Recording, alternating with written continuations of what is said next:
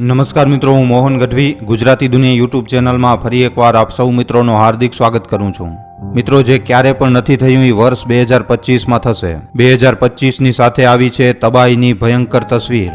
વર્ષ 2025ની 5 મોટી ભવિષ્યવાણીઓ જે તમને જરૂર જાણવી જોઈએ. શું ખરેખર આ વર્ષે સિવિલ વોર, રોડ એક્સિડન્ટ અને અપ્રાકૃતિક ઘટનાઓમાં સૌથી વધારે લોકો મરવાના છે? શું આ વર્ષ પોતાની સાથે ત્રીજા વિશ્વયુદ્ધની ચિંગારી લઈને આવ્યો છે? આખરે કયા ક્ષેત્રમાં ભારત તરક્કી કરવા જઈ રહ્યો છે? શું કહે છે 2025 ઉપર ભવિષ્ય પુરાણની ભવિષ્યવાણીઓ? જાણવા માટે વિડીયો સાથે અંત સુધી બન્યા રહેજો. વિડીયોને લાઇક અને શેર કરવાનું ન ભૂલતા. અને જો તમે આ ચેનલ ઉપર પહેલીવાર આવ્યા છો તો હમણાં જ ચેનલને સબસ્ક્રાઇબ કરી લેજો. તો ચાલો આજનો આ મહત્વપૂર્ણ વિડીયો શરૂ કરીએ. મિત્રો, ભવિષ્ય મલિકા પુરાણ જેને સંત અચ્યુતાનંદ દાસ મહારાજજીએ લખ્યું હતું, જે આપણા આવનારા કાલ અને વર્તમાનની સચ્ચાઈ છે. આના અનુસાર વર્ષ 2025માં એક વિશેષ યોગ બનવા જઈ રહ્યો છે. આ વર્ષે બૃહસ્પતિ મીન રાશિમાં પ્રવેશ કરશે અને એના પછી 13 દિવસનો પક્ષ આવશે, જે આખા સંસારમાં ઉથલ પુથલ મચાવી નાખશે. કારણ કે પક્ષ એક અશુભ ઘડી કે સમય છે, જેના લીધે કોઈ પણ શુભ કાર્ય ઘણી બધી મુસીબતોને જન્મ આપી શકે છે. આના સિવાય 2025થી કરી અને 2035 સુધી કુલ 7 ગ્રહણ પડવાના છે.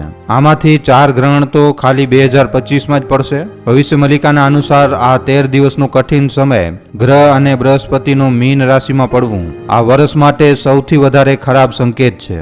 અને આ વર્ષ 2025માં ઘણી એવી ઘટનાઓને જન્મ આપશે જેને જોઈને માણસ ત્રાહિમામ કરી ઉઠશે. પણ એ કઈ 5 ઘટનાઓ છે, એ કઈ 5 ભવિષ્યવાણીઓ છે, આ વિષયમાં જાણવાથી પહેલા ચેનલને લાઇક, સબસ્ક્રાઇબ કરવાનું ન ભૂલતા. મિત્રો, અહીંયા સૌથી પહેલી ભવિષ્યવાણી છે મોંઘવારી. મિત્રો, organisation of economic corporation and development આની હમણાંની રિપોર્ટના અનુસાર 2024માં વર્લ્ડ ઇકોનોમિક ગ્રોથ રેટ 3.2% હતો. ત્યાં જ મિત્રો 2025થી 2026માં આ જ આર્થિક વૃદ્ધિ દર 3.3% સુધી બની રહેવાની છે. મતલબ કે આ વર્ષમાં ગ્લોબલ ઇન્ફ્લેશન રેટમાં ગિરાવટ આવશે અને સાથે જ સાથે લોકોની પાસે રોજગાર પણ ઘણા ઓછા હશે. જ્યારે આ જ સમય દરમિયાન મોંઘવારી આકાશ છૂશે. એવામાં લોકોની સામે ભૂખમરી જેવા હાલાત જન્મ લેશે.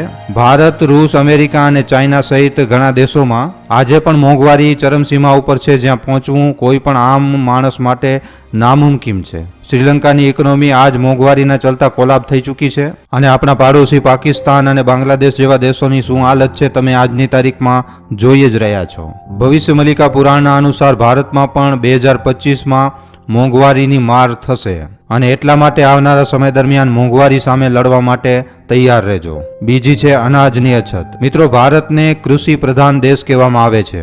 આજે પણ આપણા ભારત દેશમાં 50%થી વધારે લોકો ખેતીવાડી કરીને પોતાના ઘરનો ચૂલો ધખાવે છે. પણ ભવિષ્ય મલિકાના અનુસાર વર્ષ 2025માં ભારત સામે અનાજનો સંકટ આવીને ઊભો રહેશે.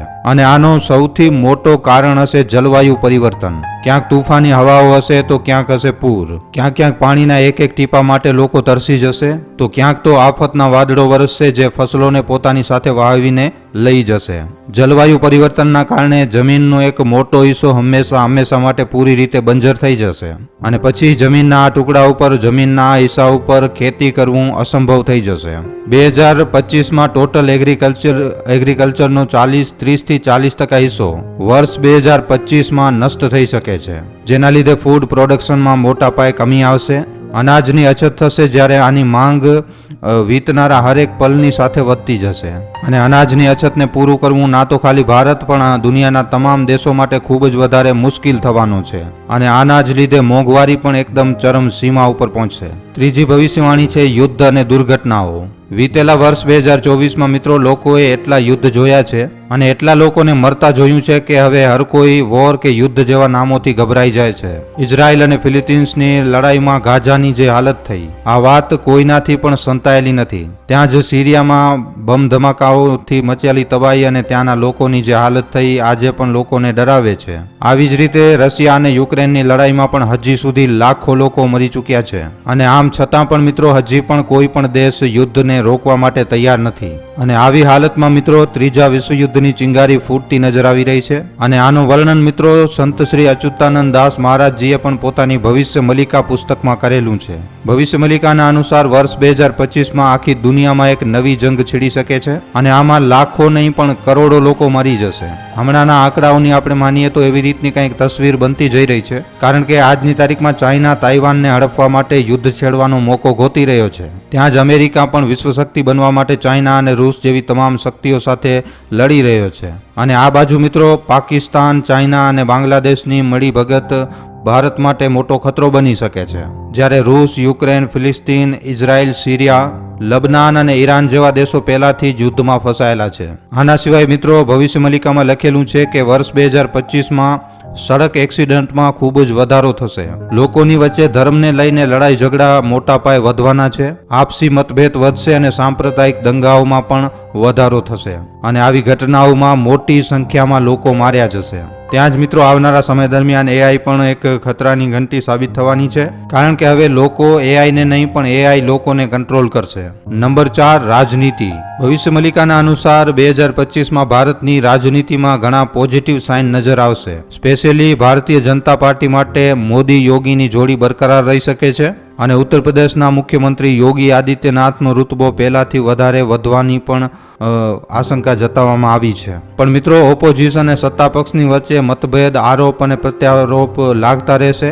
રાજનીતિક ઉઠાપટક લગાતાર ચાલુ રહેવાની છે અને લગભગ 2024થી પણ વધારે 2025માં રહેશે. આમ છતાં પણ ભારતીય રાજનીતિમાં ભારતીય જનતા પાર્ટીનો ભગવો ધ્વજ હંમેશા લહેરાતો રહેશે.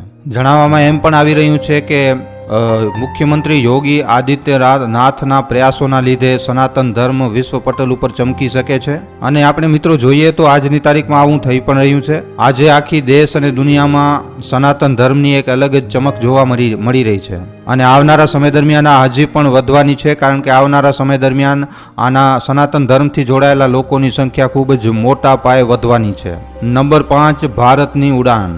ભવિષ્ય મલિકા પુરાણના અનુસાર 2025 ભારત માટે ઘણા મામલાઓમાં ઐતિહાસિક સાબિત થવાનો છે, કારણ કે આ વર્ષ દરમિયાન ભારત સ્પેસમાં પોતાની પકડને ખૂબ જ વધારે મજબૂત કરી શકે છે. આપણે બધા જાણીએ છીએ કે ચંદ્રયાન મિશન 3થી ભારત ચંદ્રના સાઉથ પોલ ઉપર પહોંચવાવાળો સૌથી પહેલો દેશ બન્યો અને 2025માં મિત્રો ભારત ભવિષ્ય મલિકાના અનુસાર ભારત સ્પેસમાં ઝંડો ગાળવાનો છે. અને આનો એક ઉદાહરણ ગગનયાન 1 પણ છે, જેને ભારત હવે થોડાક જ સમયમાં લોન્ચ પણ કરી શકે છે. આના સિવાય મિત્રો ભારત સૂરજ ઉપર પણ પહોંચી ચૂક્યો છે અને ભારત હવે મંગળ ઉપર જવાની પણ ફરી એકવાર મંગળ ઉપર જવાની તૈયારી કરી રહ્યો છે.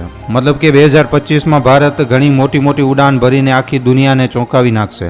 પણ મિત્રો સિવિલ વોર, વર્લ્ડ વોર અને અમુક અનનેચરલ ઘટનાઓ ઘટશે જે ભારતને કમજોર કરવાની કોશિશ કરશે. પણ આવી બધી ઘટનાઓ ભારતને આગળ વધવાથી રોકી નહીં શકે. અને આવું અમારું નહીં પણ મિત્રો ભવિષ્ય મલિકા પુરાણનું કહેવું છે. અને મિત્રો જો તમે ભવિષ્ય મલિકા પુરાણને એક સાધારણ પુસ્તક કે એક માત્ર સાધારણ ગ્રંથ સમજો છો તો આવું બિલકુલ પણ ન સમજતા, કારણ કે આ ગ્રંથની હરેક ભવિષ્યવાણી લગભગ આજે સાચી સાબિત થઈ રહી છે. જો આપણે હમણાંની વીતેલી ઘટનાઓને જોઈએ તો વર્ષ 2018થી કરી અને હમણાં સુધી જંગલોમાં લાગવાવાળી આગની ઘટનાઓ ખૂબ જ તેજી સાથે વધી રહી છે અને ભવિષ્ય મલિકામાં મિત્રો આ વાતનું વર્ણન પણ હતો. જણાવવામાં આવ્યું હતું કે માં હિંગોલા દેવીનો પ્રકોપ આ દુનિયામાં ફેલાઈ જશે અને એવી મોટી જગ્યાઓ ઉપર આગ લાગશે જેના વિષયમાં કોઈ વિચારી પણ નથી શકતો. અને મિત્રો આવી વસ્તુઓ થઈ પણ રહી છે. પાછલા થોડાક સમયમાં એમેઝોન અને કેનેડાના જંગલોમાં મોટી આગ લાગી છે. ભવિષ્ય મલિકામાં આને ગામનો નષ્ટ થવાના સંકેત પણ માનવામાં આવ્યું છે અને 2018થી કરી અને હમણાં સુધી આગનો કહેર લગાતાર વધતો જ જઈ રહ્યો છે. આના સિવાય દેશ અને દુનિયા ઉપર ઘણા મોટા સંકટ છે જેની ભવિષ્યવાણી ભવિષ્ય મલિકા પુરાણમાં પહેલાથી જ કરી દેવામાં આવી છે. તો મિત્રો આજના આ વિડીયોમાં આપેલી જાણકારી તમને કેવી લાગી છે અમને નીચે કોમેન્ટ સેક્શનમાં લખીને જણાવવા ખાસ વિનંતી.